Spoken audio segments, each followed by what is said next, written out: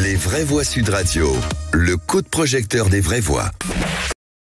Psychologue, dépolluteur, sportif augmenté, artiste transgénique, ré en sauvageuse. Encore faut-il se former à l'utilisation de ces logiciels. L'intelligence artificielle menace pas mal de monde. Les besoins de recrutement qui vont avoisiner les 8000 par an, finalement, les départs en carrière vont être beaucoup plus importants que la création de postes. Ça va compter pour 9 postes sur 10 à peu près. 85% des emplois en 2030 n'existent pas encore à fermer. En tout cas, c'est un rapport publié par Dell et l'Institut du Futur. C'était en 2017. Aujourd'hui, on ne peut que constater que des métiers nouveaux peinent à trouver des candidats formés. On peut les citer, un chaudronnier, taulier, traceur ou encore les spécialistes de la cybersécurité, par exemple. Alors parlons vrai. Que faut-il revoir dans notre système et dans notre de formation professionnelle? Et à cette question, sommes-nous assez formés pour les métiers de demain? Vous dites non, 92%. Vous voulez réagir? Le 826 300 300. Et Christine Bouillot et Philippe Bilger sont avec nous, bien sûr, et notre invité Eric Dargent va accepter notre invitation, directeur du développement et stratégie chez Aerico et expert en intelligence artificielle et en développement. Cette intelligence artificielle qui s'immisce un petit peu dans tous les métiers aujourd'hui. Est-ce que aujourd'hui qu'une génération a peur de cette intelligence artificielle? Oui, on peut, ça bouscule, c'est sûr, ça bouscule, c'est nouveau, en fait, c'est une technologie ou un ensemble de technologies qui a un potentiel dingue qu'on sent que c'est comme une vague de tsunami. Après, c'est vrai qu'on entend beaucoup parler de choses qui font peur. On parle peut-être un peu moins de comment déjà aujourd'hui ça arrive dans les entreprises et ça peut aussi libérer. Nous, chez Aerico, on défend une IA qui est au service des gens, des entreprises, des PME, des ETI et des personnes dans l'entreprise. Parce qu'on est dans les entreprises, on est souvent un petit peu attaché par des tâches à non-valeur ajoutée. Combien de postes sont là? Des gens qui recoupent des Excel, répétitifs. C'est pas ce qui épanouit les gens d'entreprise. Et c'est ce qui fait aussi une certaine désaffection. Et l'IA peut être une vraie solution pour remettre du plaisir en libérant ce temps pour des choses plus intéressantes. Philippe Bilger qui ne sera jamais concurrencé par une quelconque intelligence artificielle. Pardon d'élever brutalement le niveau intellectuel de l'émission, mais j'aimerais vous demander d'ailleurs dans la continuation de la question de Cécile, passionnante. À votre avis, je vois bien tout ce qu'il peut être, tout ce qu'il y a d'utile et bienfaisant dans l'IA. Dans le micro. Mais est-ce que tout de même, d'une certaine manière, l'humain ne va pas être dépossédé, ne risque pas de l'être, à votre avis? Mais dépossédé de quoi, Philippe? De son identité, de ses capacités, même de ses faiblesses, vous voyez, par certains côtés. Est-ce que l'IA n'est pas quelque chose, au fond, qui pourrait être très dangereux si on ne la maîtrise pas correctement? Eric Dargent. Alors effectivement, vous placez le débat directement sur le niveau philosophique et éthique. Nous, chez Aerico, on développe des solutions pour les PME, les ETI. Nos clients, ces dirigeants-là, ont une vision assez court terme, assez pragmatique. Et c'est pas pour mettre de côté ou sous le tapis les questions sociétales, éthiques que ça amène. Typiquement, je vous parlais d'une chose qui est un petit peu entre les deux. Aujourd'hui, on développe des solutions avec l'IA qui permettent de donner accès à n'importe qui dans l'entreprise, y compris les jeunes arrivants, donc on parlait de recrutement et des difficultés de recrutement, à toute la connaissance de l'entreprise. C'est aujourd'hui quelque chose qui peut être une vraie difficulté pour un jeune qui arrive en entreprise, de s'y retrouver, d'avoir accès aux bonnes personnes, d'avoir accès aux documents qui sont les procédures, les façons de faire, etc. Tout ce savoir-faire, il peut être éparpillé, ça peut être un vrai problème d'efficacité et du coup pour un jeune de trouver sa place. Et donc quoi, c'est un facilitateur dans ce cas-là ? Absolument. Aujourd'hui, on développe des solutions qui sont hébergées dans des téléphones portables qui vont permettre à n'importe qui a accès de consulter toute la connaissance de l'entreprise, toutes les procédures, toutes son histoire, les informations sur les clients, sur les fournisseurs, etc. Donc ça va énormément faciliter l'intégration et la performance des entreprises. Et au lieu d'avoir quelqu'un qui cherche... aujourd'hui, il y a une étude Gartner qui dit que 45% du temps des employés en entreprise est passé à chercher de l'info. Donc c'est non productif et puis ça fait suer tout le monde. Quand on est au travail, on n'est pas là pour, alors bien sûr, aller faire une pause café, on récupère toujours des infos, mais tout le monde ne sait pas bien chercher, hein, parce que ça perd du temps. Et donc l'IA, ça va servir aussi à ça. Oui. Sébastien Gilles veut réagir. Non, mais comme l'a Cécile, c'est vrai qu'il va aussi y avoir beaucoup de pédagogie parce que l'IA, ça va aller partout. On en parle dans l'industrie, mais on n'en parle pas que de l'industrie. En médecine, on en a parlé la semaine dernière dans les vraies voix responsables. Le quotidien de tout le monde, on se sert de l'IA ou on peut se servir de l'IA et mal se servir de l'IA. Donc je pense qu'il y a aussi besoin. Et dans les entreprises, nous, au sein de G11, on a des formations justement pour qu'on utilise bien l'IA et détecter les bonnes personnes qui doivent l'utiliser parce que sinon on va faire n'importe quoi aussi. Et puis tout à l'heure, on parlait quand même tout ce qui était éviter à un moment donné de consommer trop, de polluer moins. L'IA, c'est la capacité aussi à gérer son flux de production, à analyser, à anticiper des pannes aussi. Et donc toute cette donnée en fait qu'on capte grâce à l'IA et qu'il faut qu'on analyse, bien sûr, il y a toujours l'apport de l'homme derrière. L'IA seul n'est rien. Et ça, c'est toujours important de le dire.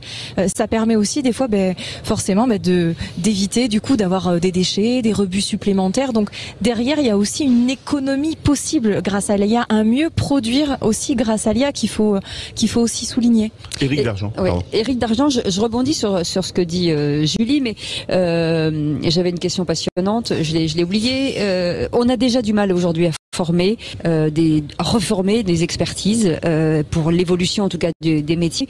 Il faut intégrer de artificielle. Il y a forcément il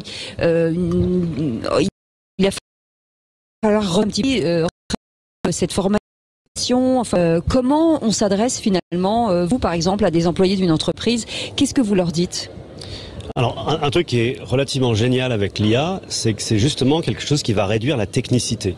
D'accord. Ah oui. L'IA permet, en gros, de créer une interface intelligente entre des systèmes complexes, que ce soit des machines en industrie, des outils digitaux, qui historiquement n'ont pas été développés avec une ergonomie, des interfaces utilisateurs dingues, ce qui fait que ça peut être difficile, et c'est souvent le cas, de les utiliser, d'y avoir accès. Et l'IA va supprimer cette couche de technicité puisqu'elle va créer une interface de communication entre l'homme et la machine. Et aujourd'hui, c'est ce qu'on appelle le langage naturel. Grâce au grand modèle de langage, on va pouvoir converser avec une machine ou un logiciel, en entreprise, un ERP, etc., comme on converse avec un collègue.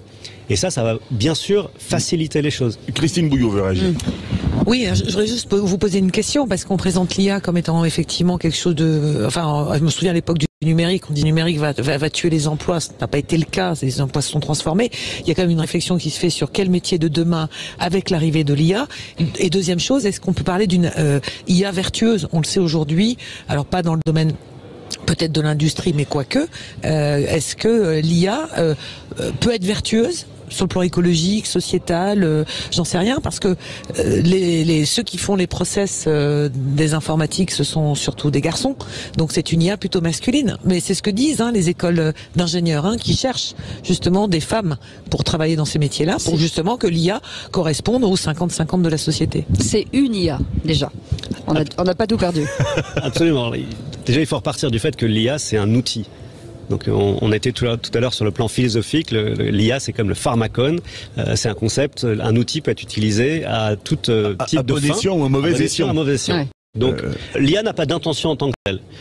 Et donc est-ce que l'IA peut être vertueuse? Bien sûr, vous l'avez évoqué tout à l'heure, l'IA est un levier de performance pour les entreprises, donc aussi un levier de performance écologique et de bien-être dans les entreprises. Donc typiquement... Est-ce qu'on peut imaginer une IA qui dépasserait l'homme? Il y a eu des films de science-fiction qui ont été faits dans ce domaine il y a quelques années. Est-ce que ça fait pas peur, par exemple? Je sais pas, on met l'IA pour gérer une centrale nucléaire, elle devient complètement folle. C'est Terminator. Ça y est, il est parti en vrille. Non, mais est-ce qu'il faut expliquer que sans la main de l'homme, l'IA ne peut rien faire en fait quelque part aujourd'hui?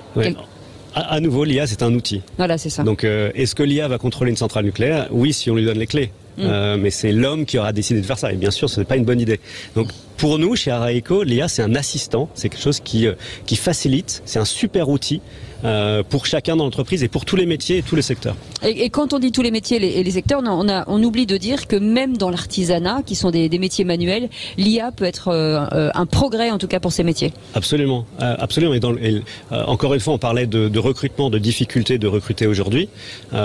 Aujourd'hui, l'IA, ça va permettre à des jeunes qui arrivent d'apprendre beaucoup plus facilement, parce qu'on peut, sur un téléphone comme ça, on peut permettre à quelqu'un qui est sachant de documenter sa pratique. Donc un artisan ou un technicien, un responsable de maintenance qui a du mal à documenter, à expliciter, il va pouvoir, grâce à des outils très faciles, intuitifs, faire une vidéo, faire des notes vocales, et tout ça, ça va devenir quelque chose avec lequel le nouvel arrivant va pouvoir converser comme un collègue.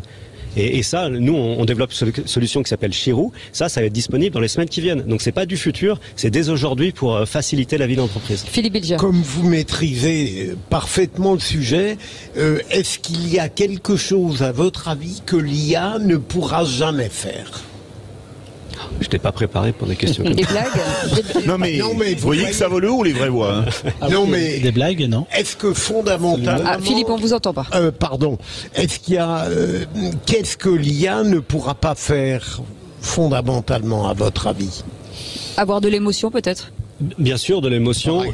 Par exemple. Le niveau de complexité qui nous anime et nous-mêmes qu'on n'arrive même pas à évaluer.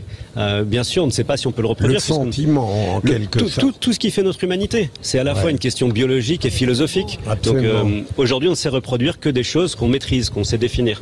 Mais il y a des robots hein, dans les maisons de retraite, par exemple, qui ont de l'empathie pour les résidents. Enfin, vous me regardez avec des sourires, mais je les ai vus, hein, donc je les ai pas inventés. Il y a des gens, des robots assistants, c'est de l'intelligence artificielle qui vous accueillent et bonjour, comment ça va ? Vous leur parlez, c'est bluffant. Alors ils répondent par rapport à votre message, donc des émotions. Si elles ne renseignent pas, en tous les cas, vous avez vous le sentiment d'avoir affaire à quelqu'un qui a des sentiments. Il copie l'émotion, il ne la ressent pas. Non. Oui, mais à la fois ça questionne effectivement sur ce qui fait notre humanité, puisque je crois qu'il y a un chiffre affligeant qui est que 30% des jeunes Américains sont en relation amoureuse avec une IA. Ils payent même des services pour ça. Ah ouais, c'est assez fou. Mais du coup, ça leur apporte une certaine satisfaction. Donc ça. Il n'y a pas de malentendu. Au moins, ils s'engueulent pas. C'est l'avantage. Tant que c'est une IA qui a plus de 18 ans, tout nous va. Mais en tout cas, merci 1000 fois d'avoir été avec eux. Dans ce plateau, c'est une intelligence naturelle ou artificielle qui émerge, Éric Dargent? Vous parlez de vous, Philippe? Non, tout le monde. D'accord, très bien. Étant donné le niveau des débats, ça reste humain parce que c'est supérieur encore. Il est bon. Merci d'avoir parlé. L'IA ne pourra jamais faire les calembours de Philippe David parce qu'elle les jugera ineptes. Merci beaucoup Éric Dargent d'avoir été avec nous, directeur plaisir. du développement et stratégie chez Arco et expert en intelligence artificielle et en développement stratégique. Merci Sébastien Gillet en tout cas de nous avoir accueillis ici. On reste ensemble bien entendu, président du salon GL Event. Merci Julie, directrice de ce salon extraordinaire. Dans un instant, 4 entreprises seront avec nous pour parler emploi, parce que oui, l'industrie cherche pas mal de talents et elle recrute à fond, et ça c'est Pas mal d'offres d'emploi un peu partout en France ce soir de 19h à 20h dans les vraies voies de l'emploi. On fait une petite pause, on revient dans un instant. Je prépare un calembour, c'est oui, bon. c'est ça, non, surtout pas. Sud Radio. Parlons vrai. Parlons vrai. Sud Radio. Parlons vrai.